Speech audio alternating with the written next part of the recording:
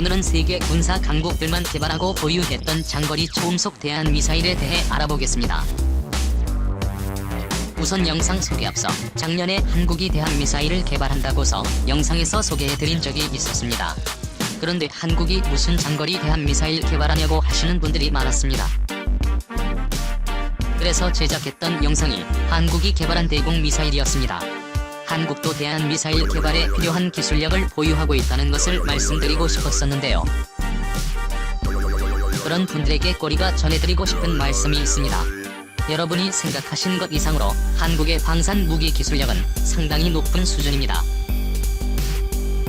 국가 간 제약이 걸려서 못 만드는 것들도 있고, 방산 무기는 외교와 밀접하게 연관된 부분이 많기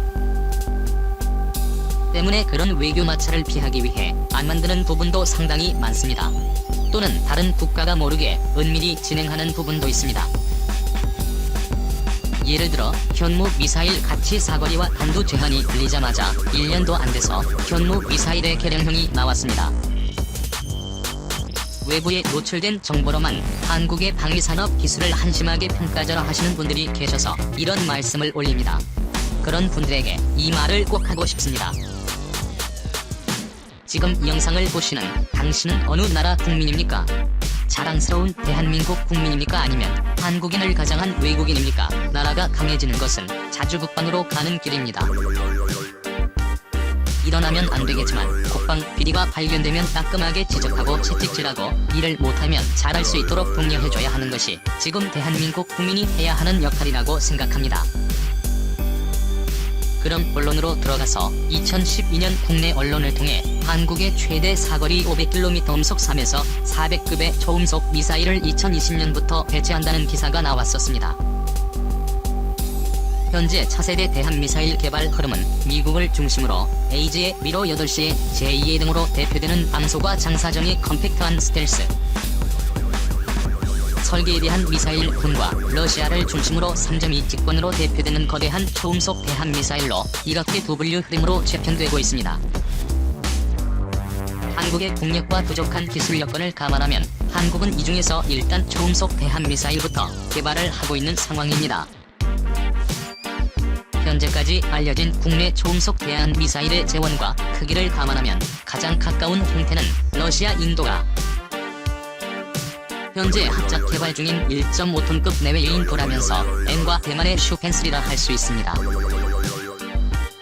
여기에 한국의 대한미사일 기술 시작점이 러시아의 야트임을 감안하면 국내 초음속 대한미사일은 브라모션과 비슷한 모습으로 등장할 것인데요.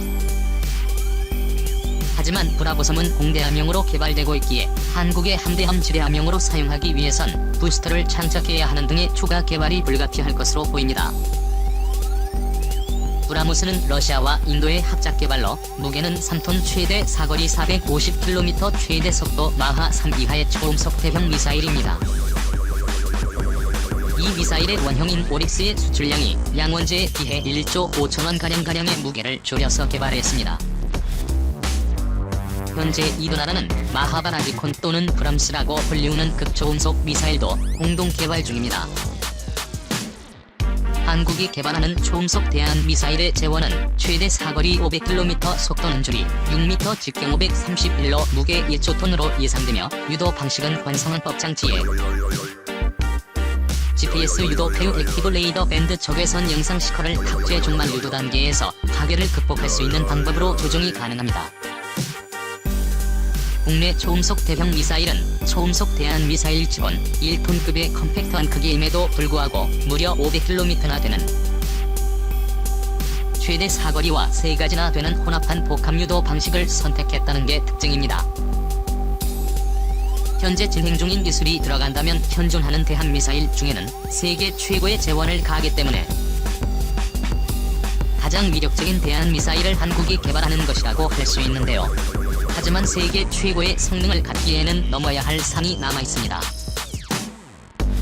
한국은 대한미사일 개발 초기 재원을 정할 때 체급이 비슷한 러시아와 인도 협정이 라모스 미녀와 대만의 순픽스의 기술 지원을 참고하였습니다. 체급은 다르지만 한국 차세대에 대한 미사일 기술의 본가라고 할 수 있는 러시아의 무게 세통 대형 초음속 대형 미사일 야와 브라모스 2교 시에는 크기 사거리 속도 면에서 모두 이를 능가하기 때문입니다. 그러나 러시아와 인도는 현재 마바라지 로켓의 개발이 막바지이기 때문에 한국이 실전 배치하는 초음속 대한 미사일은 세계 최강의 초음속 대한 미사일이라는 타이틀만 가져갈 것이라고 생각되는데요. 반면 극초음속 미사일을 제왕의 자리는 다른 나라 차지가 될 것입니다. 한편 한국이 초음속 미사일 개발을 완료하더라도 기존 가치 마하 8의 속도라면 모르겠지만 정도의 속도는 한 대의 요격 미사일에 격추되기 때문에 이제 차세대 대한 미사일을 개발하는 한국의 입장에서는 각종 미사일 개발이라는 숙제도 남아있게 되는 것입니다. 우선 한국이 개발하고 있는 차세대 대한 미사일은 라모스 무서움을 기초로 개발했기 때문에 이 기종이 얼마나 위력적인 미사일인지 알아보겠습니다. 보통 음속 미사일에 비해 초음속 대한 미사일의 커다란 약점 중 하나가 엄청난 크기와 무게입니다. 당연히 육중한 몸매로 인해서 적이 발사한 요격 미사일을 회피하기 위해서는 그만큼 회피 기동이 느려지고 무거워지기 마련입니다. 또한 중력 가속도는 질량이 비례하기 때문에 3톤의 미사일 무게는 그만큼 부담스러운데요. 그렇기 때문에 점점 고도화되는 미사일 시장에서는 설 자리를 잃게 되었습니다. 그래서 러시아는 무게를 절반으로 줄여 1톤 정도로 줄인 미사일을 미그 29와 같은 중형급 전투기에도 운용이 가능하게 만든 것이 바로 라모스 앱입니다. 라모3은 공대함용으로 제작되었고 최대 사거리 300km, 탄두 무게 300kg, 최대 속도 마하 4월 13일, 무게 1.5톤, 길이 6m입니다.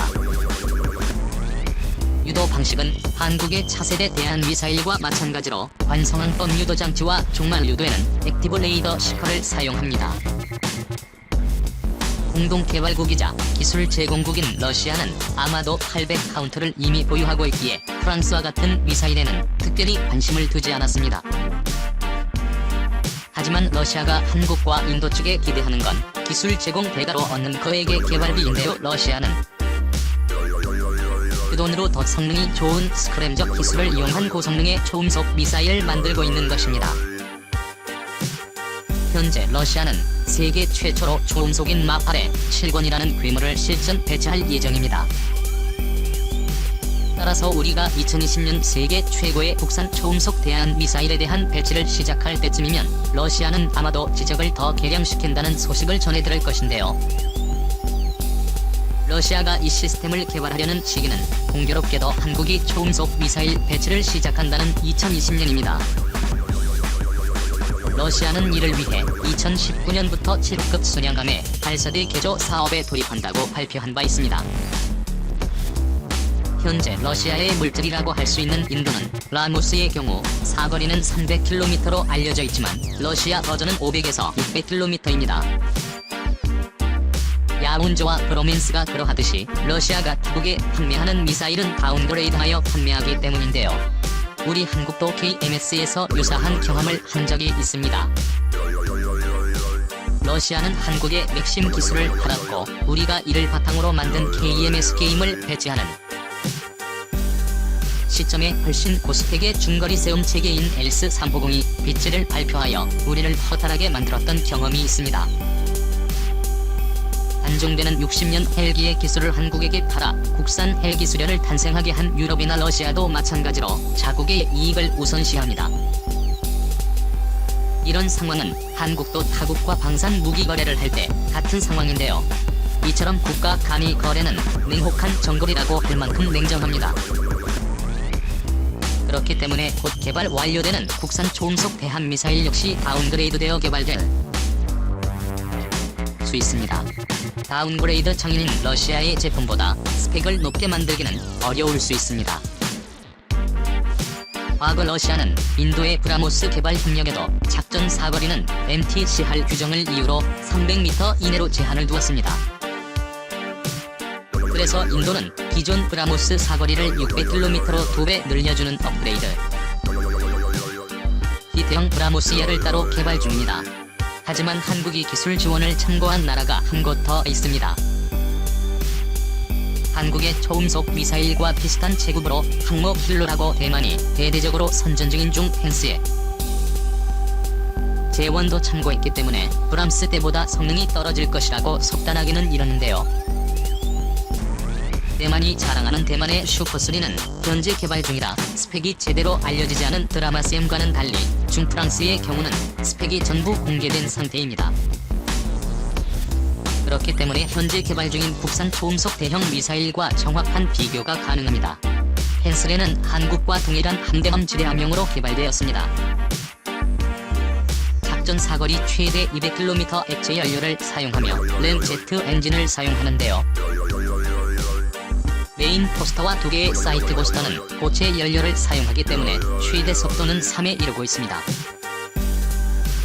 길이 2m, 직경 460mm, 무게 1톤이며 유도 방식은 완성헌법 장치와 종말 유도용 X밴드 액티브 레이더를 사용합니다. 대만의 펜슬의 외형적 특징은 러시아의 P-70 부속 P-16콘 초기 모델과 유사한 한 세대 이전의 초음속 대함미사일 모양을 하고 있습니다. 따라서 슈퍼 펜슬에는 부스터들이 바깥에 붙어있기 때문에 항력 개수가 좋지 않습니다. 반면 한국이 진행하고 있는 차세대 대함미사일은 이런 상황을 모두 인지하고 있는 상황입니다. 그렇기 때문에 러시아의 재장전과 폐수의 장점만을 모아 개발할 것으로 예상됩니다. 한국의 차세대 대한미사일의 외형은 부스터들이 바깥에 배치된 대만 슈퍼3보다 2단 추진 현지의 얇은 라모스와 거의 비슷한 모습으로 선보일 것입니다. 그렇기 때문에 한국의 초음속 대한미사일은 러시아의 기술을 이전받아 외형은 얇은 저와 비슷할 것이고 대만의 쉼표처 럼함대함 지뢰함 미사일의 장점을 가서 한국이 독자 개발한 수직 미사일 발사대인 K2LX를 사용하기 때문에 직경 530mm로 개발되었는데요. 현재 한국이 추진 중인 차세대 중장거리 유도 미사일 체계는 모두 최대 직경이 530로 개발됩니다. 이렇게 하면 정권이 사용할 수 있고 따로 발사체의 개조도 필요가 없기 때문에 현재 한국이 보유 중인 최강의 잠수함인 난장호함에도 바로 장착이 가능해집니다. 그렇기 때문에 세계 초음속 미사일을 보유한 군사 강국들과의 초음속 미사일 경쟁에서는 어깨를 두드려봐도 승산이 있게 되는 것입니다. 한국 차세대 초음속 대한미사일을 개발이 완료되면 초음속 미사일의 배치 주부터는 항공기용 지상용도 개발이 가능해진대요. 지금 이런 위대한 순간을 우리 국민들이 함께 하는 것입니다. 개발하는 차세대 대한미사일이 배치된다면 다른 군사강국들도 당황스러울 뿐만 아니라 이 기술을 바탕으로 향후 더욱 업그레이드된 한국만의 초음속 미사일이 개발될 것이라 생각됩니다. 지금까지 세상의 모든 이야기거리를 얘기하는 버릇이 보였습니다. 시청해주셔서 감사합니다.